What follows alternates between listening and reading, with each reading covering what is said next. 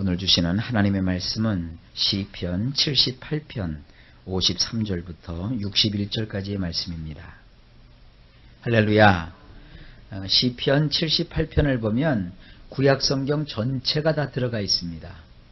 근데 시편 78편의 그 논조, 어조를 보면 두 가지 라인이 흐르고 있어요. 하나는 하나님이 하시는 것, 또 다른 하나는 이스라엘 백성들의 그 죄악된 모습이 계속 철길처럼 나란히 가고 있어요. 그게 만나지를 않아요. 그게 참 안타깝죠. 하나님은 이스라엘을 계속 도와주세요. 보살펴 주시고 또 건져 주시고 품어 주시고 먹여 주시고 입혀 주시고 기적을 베풀어 주시고 참아 주시고 또 견뎌주시고 또 소망을 주시고 그렇게 가시는데 이스라엘 백성은 그럼에도 불구하고 하나님께 계속 반역하고 반항하고 거역하고 하나님을 붙들지 않고 우상을 붙들고 하나님을 경외하는 것이 아니라 쓸데없는 것들을 붙들고 늘어지고 그것이 이스라엘의 모습입니다. 그런데 가만히 보면 이것은 오늘날 우리의 연약한 모습이기도 합니다. 자, 그런 모습을 잘 생각하면서 오늘 이 본문의 말씀 속으로 들어오시길 바랍니다. 53절부터 보십니다. 저희를 안전히 인도하시니 저희는 두려움이 없었으나 저의 원수는 바다에 엄몰되었도다. 원문은 이렇습니다. 그분이 그들을 안전하게 인도하여 주셨기에 그들은 두려워하지 않았도다. 그들의 원수들을 바다로 덮어버리셨도다. 여기 아주 굉장히 중요한 말씀이 나오죠. 하나님이 그들을 안전하게 인도해 주시는 거예요. 그러니까 그들은 두려워하지 않게 되었다는 것이죠. 근데 이것을 그들은 잘 깨닫지 못했어요. 자기들이 뭔가 이렇게 대단해서 사람들이 자기를 함부로 못하는 줄 알았어요. 자기들이 굉장한 힘이 있어서 상대를 자기들이 제압할 수 있는 줄 알았어요. 그런데 성경은 아주 분명하게 말씀하고 있습니다. 하나님께서 그들을 인도하시되 안전하게 인도하셨기 때문에 그들이 두려워하지 않을 수 있었다는 것이죠. 그리고 하나님께서는 그들의 원수들을 바닷물로 덮어버리셨어요. 54절입니다. 저희를 그 성소의 지경 곧 그의 오른손이 취하신 산으로 인도하시고 하나님은 출애굽한 이스라엘 백성들을 약 3달 만에 시내산으로 인도해 주십니다. 그 시내산은 이스라엘 백성들을 하나님의 백성으로 훈련했던 훈련 장소입니다. 그곳에서 하나님께서는 이스라엘 백성들을 만나주시고 율법을 주시고 성막을 짓도록 해주시고 1년 동안 그들을 거기서 훈련하십니다. 그런 내용을 54절이 담고 있는 겁니다. 원문으로 보면 그분은 그들을 그분의 거룩한 지역 안으로 데려가셨도다. 이 크고 높은 산은 그분의 오른손으로 얻으신 것이니라. 거기 하나님의 산, 시내산이죠. 그 크고 높은 산을 하나님께서는 자기 소유로 삼으시고 그리고 그곳으로 하나님의 백성들을 인도해 주셨어요. 그리고 그곳에서 훈련하셨습니다. 바로 그겁니다. 하나님은 우리를 하나님께서 훈련하시고 우리를 준비시키셔서 하나님의 뜻대로 사용하시려는 그런 목적을 가지고 계십니다.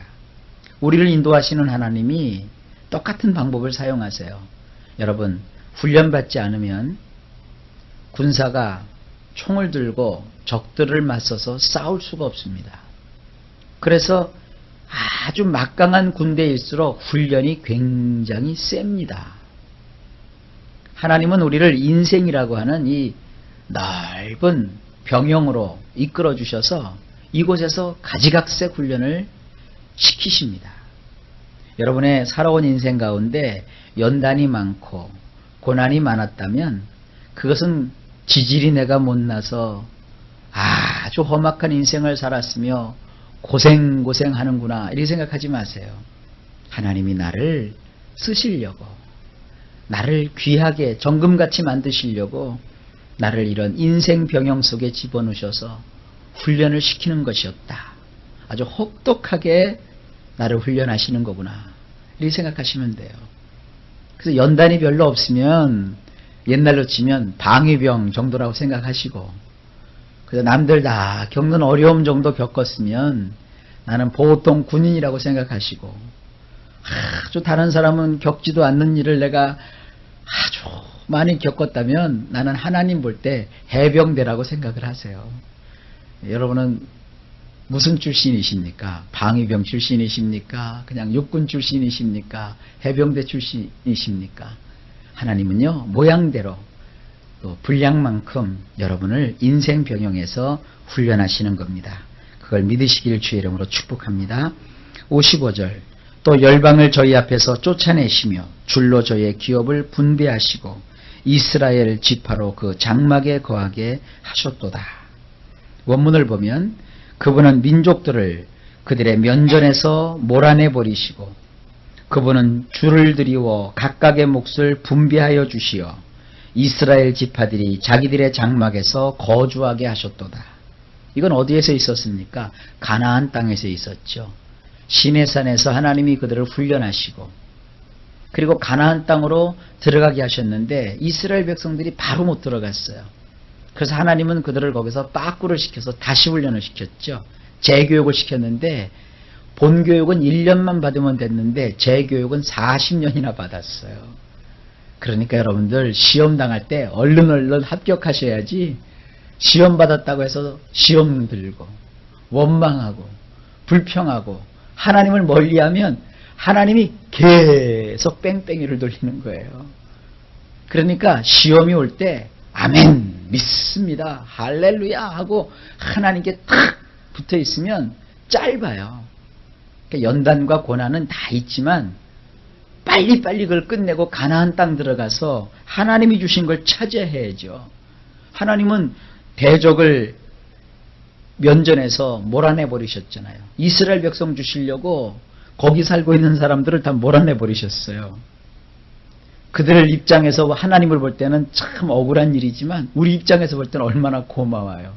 어차피 이 세상은 경쟁하는 건데 내가 하나님 마음이 합하니까 하나님께서 그와 같은 모든 자들을 다 몰아내버리시고요. 그리고 하나님은 이렇게 줄을 가져다가 줄 쳐놓으시고 줄로 탁 들이워서 이것은 옛 거다 건드리지 말아라 하고 우리 몫을 탁 챙겨주시고요.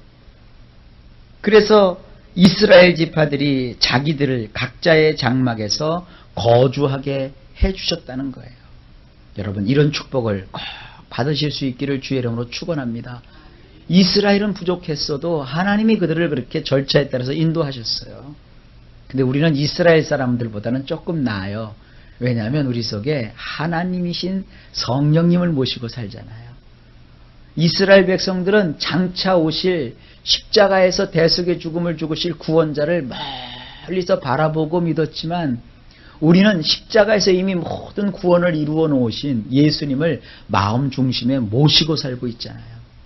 이렇게 생각하시면 돼요. 우리도 예수님을 모시고 살면서도 이렇게 연약한 짓을 많이 하는데 과거의 이스라엘 백성들은 우리가 눈뜨고 못 볼 정도로 하나님을 거스렸다고요. 그런데도 하나님이 그들을 참아주셨거든요. 그러니까 그들보다 조금 난 우리들이니까 하나님이 많이 참으시는 거예요. 그러니까 이럴 때 기회 놓치지 말고 열심히 하나님께 가까이 나가시면 하나님은 모든 아름다운 것으로 좋은 것으로 여러분들에게 채워주실 줄로 믿습니다. 56절입니다. 그럴지라도 저희가 지존하신 하나님을 시험하며 반항하여 그 증거를 지키지 아니하며. 참 괘씸하죠? 원문을 봅시다. 그러했음에도 그들은 지극히 높으신 엘로힘을 시험하였고 거역하였도다. 그분의 율례들을 지키지 아니하였도다. 여기 세 가지가 나와요.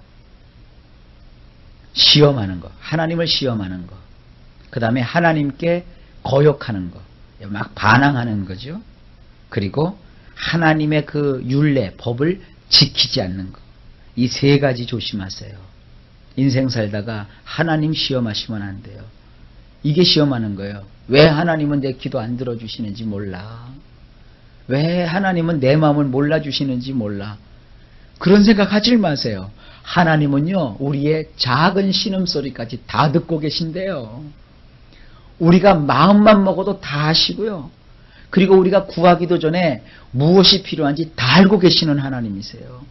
그러니까 야고보 사도가 야고보서에서 뭐라고 기록하고 있습니까? 그러므로 나의 사랑하는 형제들아 속지 말라.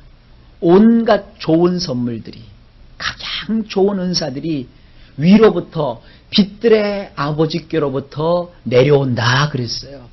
좋은 것은 다 하나님이 주시는 거예요. 여러분 인생 속에 안 되고 나쁘고 괴로운 것은 하나님이 주시는 거 아니에요. 그런 정말 그렇게 나의 인생을 어렵게 하는 것은 사탄이 그 짓을 하는 겁니다. 사탄을 대적해야지 어찌하여 하나님께 거스리고 하나님을 시험합니까? 여러분 이 신앙의 원리를 잘 깨달으시길 바랍니다. 하나님을 철저하게 여러분 시험하지 마시고 그럴 때마다 여러분의 입을 단속하시고 여러분의 마음을 말씀으로 잘 다스리셔서 하나님께는 오직 영광, 하나님께는 오직 감사, 하나님 앞에서는 오직 기쁨을 가지실 수 있도록 하시기를 바랍니다. 그리고 두 번째로는 거역하는 거 하면 안 돼요. 거역은 뭡니까? 알면서도 버팅기는 거예요. 어제도 큰 뉴스가 있었죠. 아마 뉴스 보시고 여러분들 깜짝 놀라셨을 거예요. 어제 새벽 예배 마치고 나서 잠깐 뉴스를 듣는데 미국 버지니아주에서 총기 난사 사건이 있대요. 근데 느낌이 저거 꼭 한국 사람이 했을 것 같다 하는 느낌이 들었는데 아니나 다를까 어젯밤 뉴스를 보니까 한국 학생이 30명을 쏴 죽인 거예요. 그리고 뭐 한 30명 가까이 부상을 당했어요. 한 사람이 뭔가 악심을 품고 앙심을 품고 손에 무기를 들으니까 미국은 무기를 소지할 수 있는 나라거든요. 주별로. 근데 그 무기는 상대를 공격하라고 준 게 아니라 상대의 공격으로부터 자기를 보호하라고 준 건데 그 무기를 가지고 선량한 자기의 동지들을 다 죽이는 데 사용했잖아요. 얼마나 끔찍했겠어요. 말이 그렇지 총을 갖다가 한 30명 정도 되는 사람을 막 쏴 죽였다 한번 생각을 해보세요. 얼마나 사람이 잔혹한 거예요. 그리고 자기 스스로도 목숨을 끊었잖아요. 그게 여러분 이 거역하고 반항하는 거예요. 사회에 대한 반항이겠죠. 아마 그 사람이 자살했으니까 망정이지 자살 안 했으면 분명히 변호사들은 그 사람이 우울증이다, 정신병이다 이렇게 갖고 또 살려주려고 했을 거예요. 어쨌든 그 사람은 미국 사회에 가서 어렸을 때 같지만 정착을 못했어요. 그리고 주변의 한국 학생들하고도 잘 어울리질 못했대요. 그렇다고 또 미국인이냐? 미국인도 아니에요. 우리 한국 사람들은 아무리 락스 갖고 닦아도 백인처럼 하얗게 되질 않거든요. 우리는 그냥 황인종이에요. 더군다나 인종차별이 있는 미국 사회에서는 그러니 하고 거기서 적응해서 자기의 실력을 갖춰서 이겨야지 마음이 약해지면 그런 그 거역하는 일들을 하게 되는 겁니다. 그 개인은 그렇고 또 피해당한 상대방들은 얼마나 허무할 것이며 또 그것을 주변에서 바라보는 온 세계가 경악을 하잖아요. 근데 이거보다 더 큰 일이 뭐냐 하면 하나님께 우리가 거역하는 거예요. 여러분 일평생 하나님께 거역하는 일이 없기를 주의 이름으로 축복합니다. 그리고 주의 말씀을 지키는 겁니다. 주의 말씀을 지키는 것을 여러분 이렇게 생각하시면 돼요. 어떤 분들은 말씀을 지키라고 하니까 첫째 요거 하고 둘째 이거 하고 셋째 이거 하고 그러니까 말씀을 못 지키는 거예요. 우리는 신약시대에 살고 있기 때문에 하나님 말씀을 이 책에다가 기록해 놓은 걸 보면서 지키는 게 아니에요. 하나님 말씀을 우리 마음판에다가 새겨놓고 지키는 거예요. 그래서 말씀을 지킨다는 것은 그야말로 간수한다는 겁니다. 그러니까 하나님 말씀을 들을 때 귀를 종긋이 세워서 듣고 그 말씀을 내 자꾸 가슴판에다가 계속 새겨 넣으세요. 인간이라는 것이 이렇게 말을 듣고요. 기억하는 것이 오래가질 않습니다. 그래서 반복이라는 거예요. 반복. 목사님이 말씀을 전할 때도 그냥 막 전하질 않아요.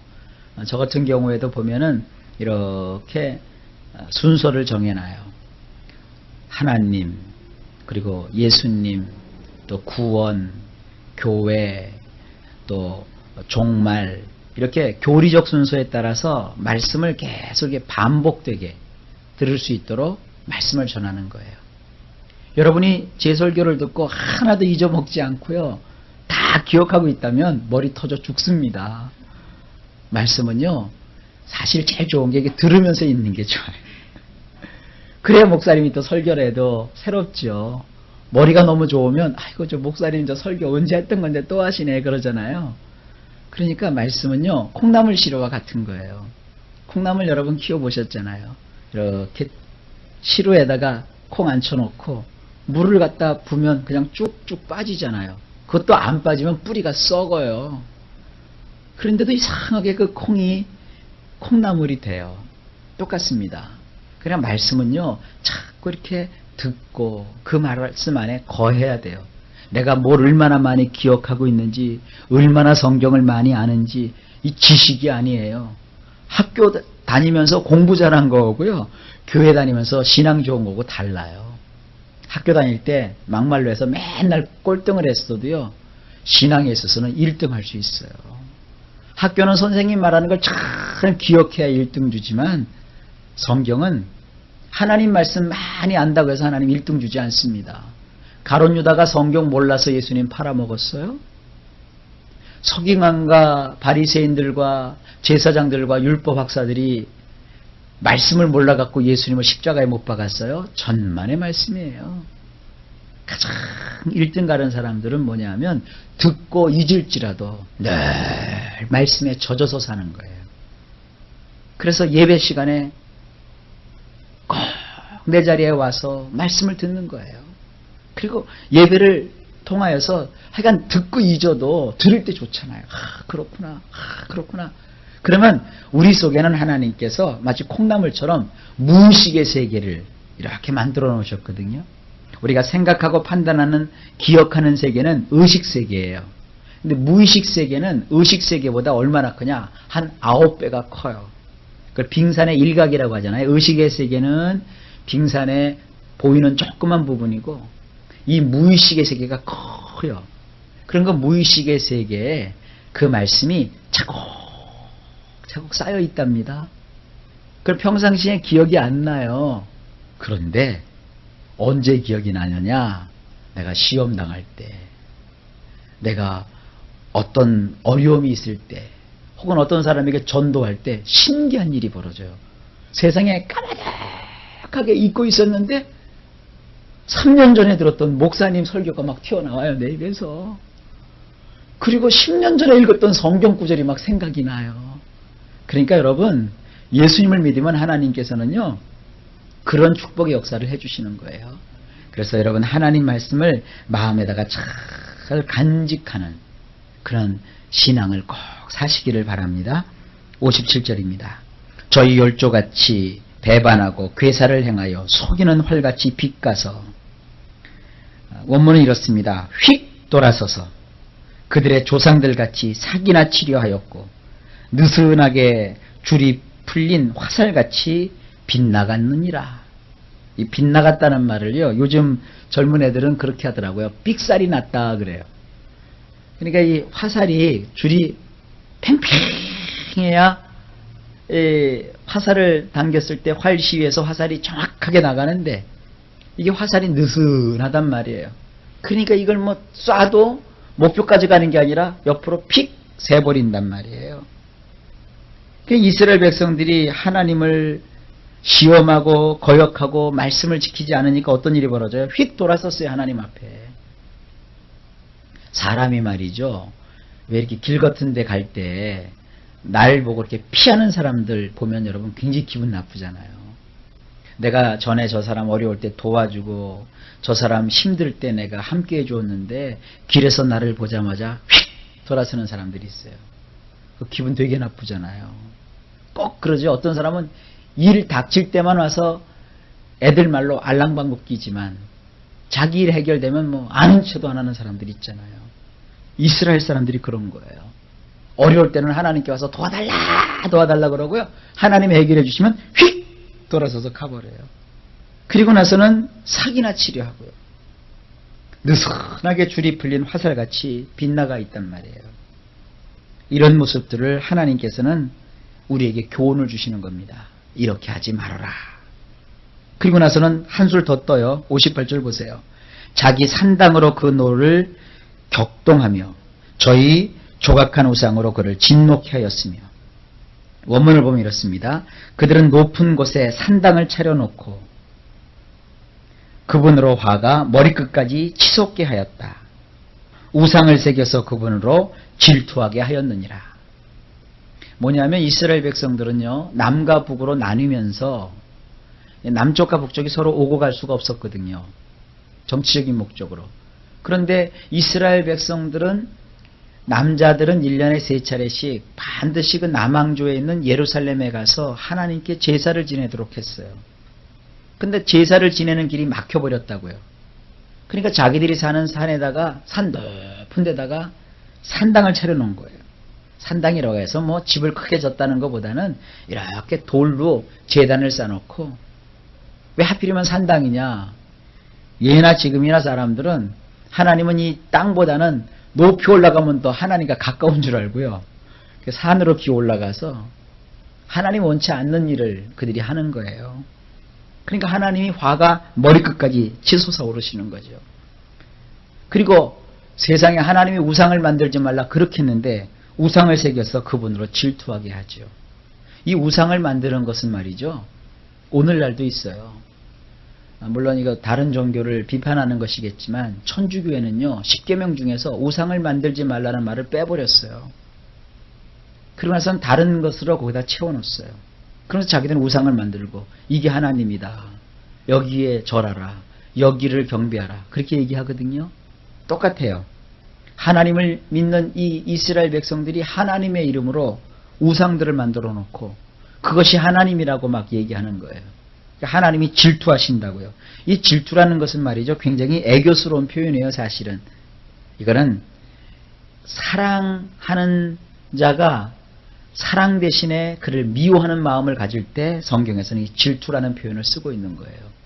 그러니까 하나님께서 뭔가 시샘낸다, 그게 아닙니다. 하나님의 사랑을 받고 하나님을 사랑해야 될 자들이 하나님을 사랑하는 대신에 다른 걸 사랑하니까 하나님께서 미운 감정을 가지시는 것, 이거를 질투라고 표현하는 것입니다. 여러분, 우리가 하나님 버리고 다른 데로 가면 하나님이 우리를 미워하세요. 우리를 질투하세요. 59절입니다. 하나님이 들으시고 분내어 이스라엘을 크게 미워하사. 여기 지금 우리는 미워했다고 되어 있는데 원문은 이렇게 되어 있습니다. 엘로힘께서 들으시고 배노하사 크게 이스라엘을 거절하셨도다. 우리가 하나님을 버리고 우상을 숭배하고 산당을 차려놓고 하나님 원치 않는 일을 하면 하나님이 거절하세요. 그러니까 조금 하나님 앞에 잘못하고 그래서 하나님 마음을 속상하게 해드리는 것은 그래도 나아요. 그러나 하나님 대신에 다른 것을 하나님이라고 찾고 있으면 하나님이 그걸 거절하십니다. 10계명 중에서 다른 계명보다 가장 하나님이 미워하시고 싫어하는 게 뭐냐면 우상 숭배하는 겁니다.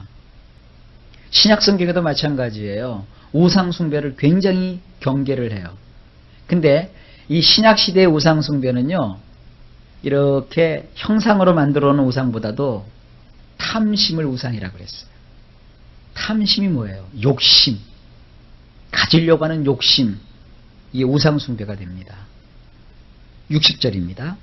실로의 성막 곧 인간이 세우신 장막을 떠나시고, 원문은 그분은 사람들과 함께 하시겠다고 세우신 천막인 실로에 있는 성막에서 떠나버리셨도다.